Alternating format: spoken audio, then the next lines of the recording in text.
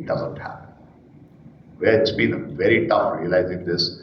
Every study you have seen, we have demonstrated that the subjects which have been used were deficient. The sufficiency level is something which is considered to be 30 nanograms per ml. We are barely 12 nanograms per ml.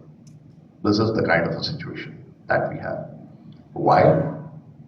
We have darker skins. We need ultraviolet light to make vitamin D in our body. That ultraviolet light also has detrimental effect. It can cause cancers, it can cause so many other things, right? So nature has a mechanism. The closer we live to the equator, the darker our skins are, and lesser the vitamin D we are producing. It is as simple as that.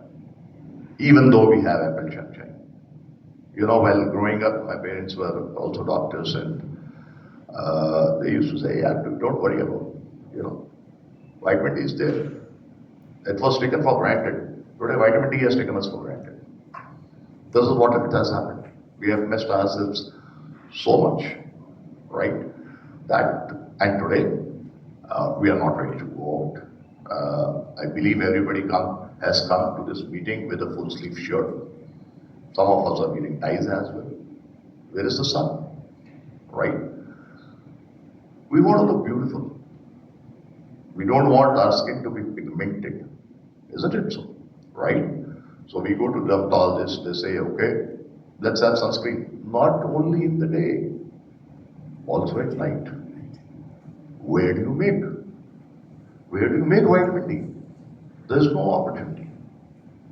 One may say, यार खड़े हैं धूप में बन गया, नहीं बना. What we are trying to give is 60,000 international units in a bottle. I tell you, you can spend a lifetime standing in the sun, midday sun, and you will not be able to do it. Not only because our skin is darker, pollution. So now we have moved to electric vehicles, and then we have ethanol, new thing coming up, and all kinds of things happening. Well, where is the opportunity? So this is the beauty of the thing.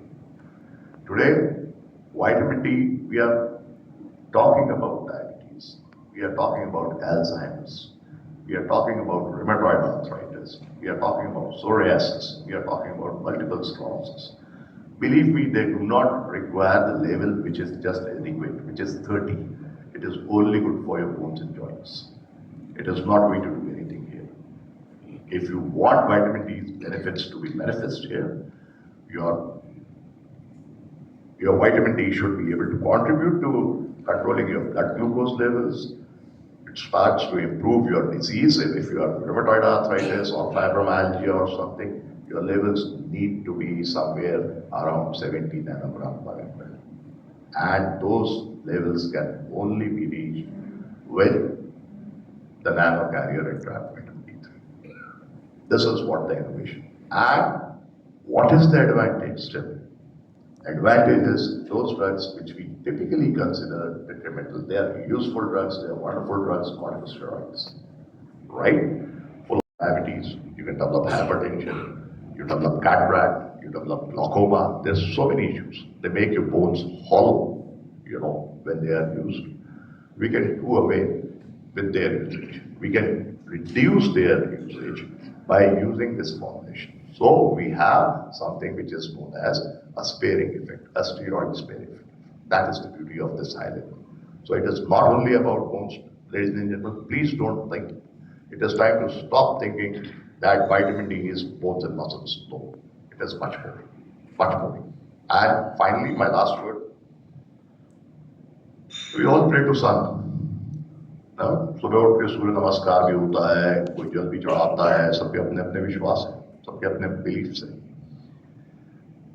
क्या कर रहे हो? Vitamin D बनाने की कोशिश कर रहे हो. हमारी बॉडी को वो सन वाइटामिन डी दे रहा है. प्लांट्स में क्योंकि हरा पिगमेंट है, क्लोरोफिल है, फोटोसिंथेसिस हो रही है, तो हमें खाना मिल रहा है, ग्लूकोज मिल रहा है. ये इंपॉर्टेंस है वाइटामिन डी की.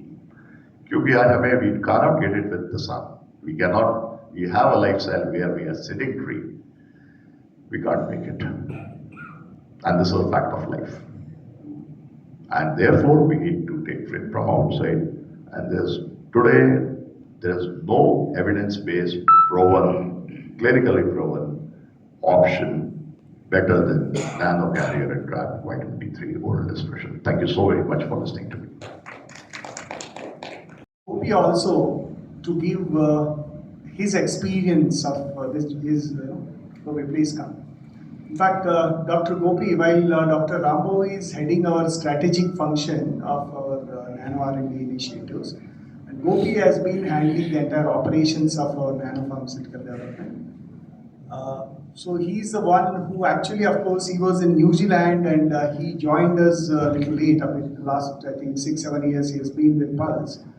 So he's the one who has actually been there right from the beginning of our filing to the CGI, and then he has actually taken us through all the requirements of the CGI. Patiently, he has worked on, what we call meeting the expectations of our regulatory system. So I would like you to share your good afternoon, Dr. Rambo and Dr. Harsh, for giving me the opportunity. I'll quickly wind up, quickly telling you, it looks like a simple story. We are talking about vitamin D3, we have shown some videos, everything. But what effort has gone in this making of this vitamin D3 product has to be really understood here, because a decade back, Pulse Pharma started this Equial technology journey, with a lot of interest towards innovation. But from regulatory perspective, it was not an easy job. We have to do a lot of efforts, to put this product out there into the patient scenario. Basically, what team has done. I have to quickly tell you, regulators are very strong.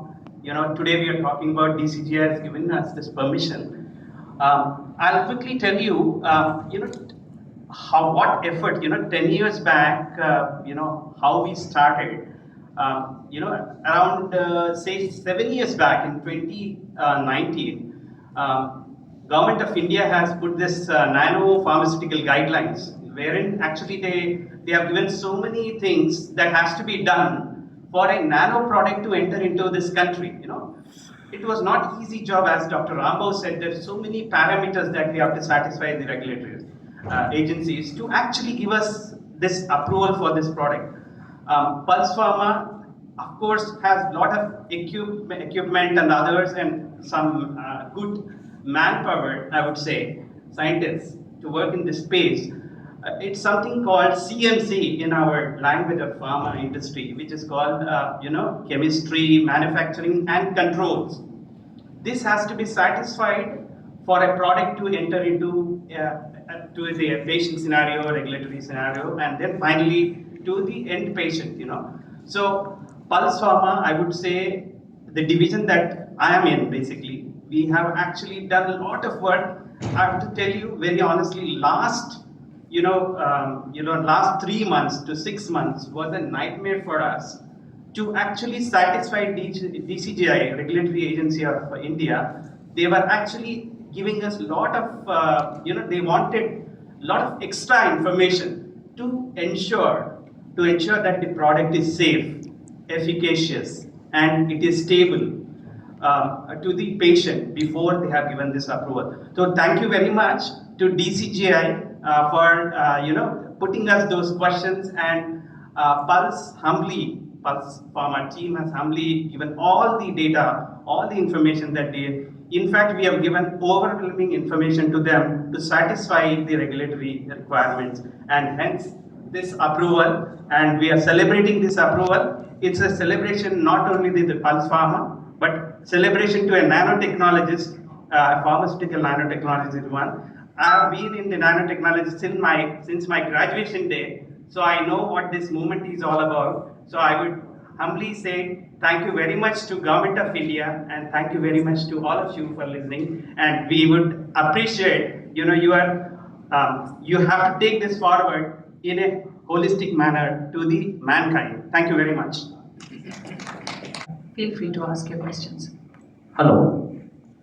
When it is available in the market, and how many? 2014 actually. We have got the DCJ approval, but this product was initially approved by the state licensing authority. Like all the D3 formulations that are available in Indian market were actually approved by state licensing authorities. These guidelines were formulated in 2019, Nano Pharmaceutical Guidelines. So after that, we have made we have filed our dossier to DCJ. And they took a long time because this was the first of its kind and the first application. So they had so many queries. So we have answered all of them. We have even generated extra data to satisfy them. So finally we got this approval. So it's not the product is new. The approval is the recognition for this company. Okay, a recognition for the industry. So this is what it is. Now when you are talking about the second question about how many facilities we have. So we have one facility, pharma facility, where our product is manufactured ourselves. Then we have two other MNCs. You know, there is one European company and there is a US company. So both these MNCs also, we are using their facility on a low license basis. Means Rajesh, they have leased out that Dora facility side to us. So in all, this product is manufactured at three different locations, three different manufacturing sites. One is at Roorkee, and second one is at Baddi, and the third one is at Bangalore. Yeah. Any exports on this product? Exports? Yes, we have also now started filing. Only about 4 or 5 countries we have recently entered. Then we are taking this product into more countries. So now, you know, that now we have got a DCG approval. So this approval will become a kind of basis for other regulatory agencies also to evaluate. Because let me tell you, after US and few in Europe, only nanopharmaceuticals are approved so far. None of the other countries have got the capability or, you know, they don't have the experience of evaluating these kind of complex products. You understand? So that's the reason we were waiting for our DCJ approval to happen. Now this will become the basis for us to file and then, you know, convince the other regulatory agencies. Yeah. When was this DCGI approval sought out? When are you expecting US FDA? So this DCJ approval came just last week, and then US FDA, we are in the process of working. We have done some kind of strategic piece of work. So we have done all the clinical development strategy and all that, because for US we need to develop again new clinical studies. So those studies conducted in India will not be sufficient. So we have done that part. So we are now looking for a good large partner who will join hands with us, and then we want to take this product into US. Even the same case with Europe also. This is already commercial. This drug is already in commercial. Yeah, that's what I've been telling you. It's been there in Indian market from 2014. So some of the reporters, I think Mr. Malareddy was telling he's already using our Dexel, so he's a customer of Dexel. Yeah. And in terms of the retail price, does it cost a bomb? No, that's the beauty actually, as Dr. Rambo said. Our motto, our mission is, we call it as an affordable innovation. Okay, generally innovation is going to be very expensive. If the innovation happens in the Western world, usually, you know, they will try to recover all their research costs, and then they actually, because in innovation it is not that every product that you attempt you will be successful. Out of dozens of projects, only one will become successful. So therefore the entire cost is recovered from one product. But in our case, our price is just almost 2 times to the normal, other dosage form. So it is not like 10 times, 20 times expensive. When will you start applying these to other products like B12 and all those things?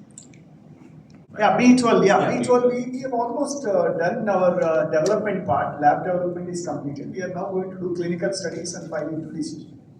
By what time that will be had? Maybe another 1.5 years. And what kind of investment has been put into this developing this kind of technology? See, we have been continuously investing. It's not one-time investment. So we have initially invested on capex, and our revenue expenditure is almost to the tune of 8% of our sales. I mean, our R&D revenue expenditure. As I told you, there are about 10 platform technologies we have developed, and all these products one by one we will be getting in. Next, I think 3 years, we'll see all these products in the market. Already before the DCGA? Yeah. Yes. The total sales so far this drug? Total sales and what are exports? This product actually, our own sales is about 40 crores now, and then our partners like Abbott and Sanofi, they are also marketing this product. So they do about another 150 crores. In all, about 200 crores revenue is generated. Almost like 20% of the market share we have captured in this segment. Is it only domestic or export? Only domestic right now. 120. No, almost 200 crores. 200 crores only domestic. Yes. Any exports? What is the Exports, that's what it's not much actually. Just only we recently started. Thank you. So we'll be now going for a bigger facility now. By what time? It may take about again maximum 2 years to complete it. What is the investments you are looking for? Yeah, about 150 crores is our proposed investment. Thank you. So I was reading your press note in that you have written probably world's first. What is the definition of probably? And the second question is, if this is the world's first, so you have the infrastructure of world class? Yes. So let me tell you, I think why we have written that probably, we have done the search of US FDA, European agency, and all the higher regulatory agencies, Australia and all that, which are bigger regulatory agencies where the data is available in the public domain. So as per our search in the public domain, there is no such product which has been approved anywhere in the world. But having said, if there is in some small country, if something like this is approved, but I'm 100% sure nobody would have actually developed exactly the same kind of product. Somebody would have made some claim of Nano. But in fact, as such, there are a lot of companies, a lot of brands that are available in US as supplements. They claim Nano because a supplements claiming Nano, a pharmaceutical product claiming Nano, there is a huge difference. Okay, that's what I told you. There are only 25 products which are approved by US FDA so far as a proper pharmaceutical nano products. But there may be 100 supplements in US itself who are claiming Nano, so I am not counting them actually. So that cannot be compared. Yeah. How about the infrastructure, sir? Can you cater on the world? Which one? How about the infrastructure?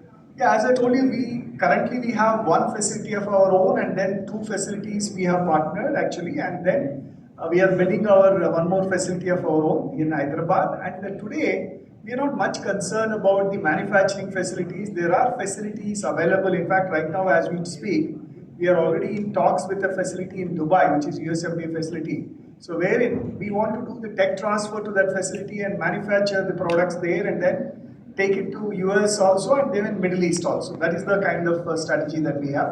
So we are collaborating with large companies, very, very professional companies. So manufacturing is not going to be a limitation for this. It is the technology development, patent protection, getting regulatory approvals, clinical development. These are the areas which companies focus on.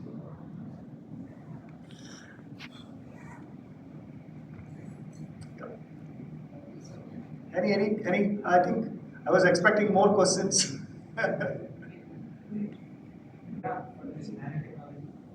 Nano, I would say, okay, there is no competition in nanotechnology, but there are other conventional formulations available in the market. Yeah. Including the so-called Fortune 50 companies also directly. No, nobody has actually worked in this space. Let me tell you, as I have shown you in the slide, there are 25 products approved in India. Out of that, there are about 3-4 products which are best-selling products. Some of the large Indian companies are, so they have tried to develop the generic versions of those approved products that we have done. Right from the scratch, identifying a new opportunity and developing a product as a completely innovative product.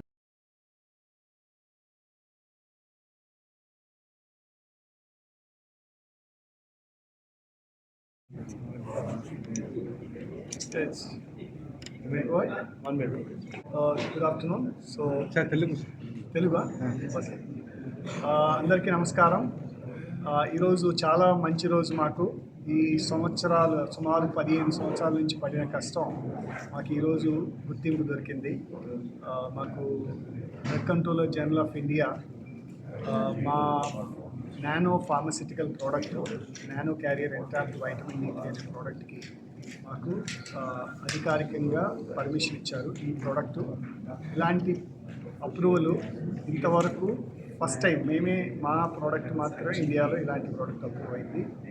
ఇండియానే కాకుండా ప్రపంచంలో ఎక్కడ కూడా ఇలాంటి product ఇంతవరకు approve కాలేదు.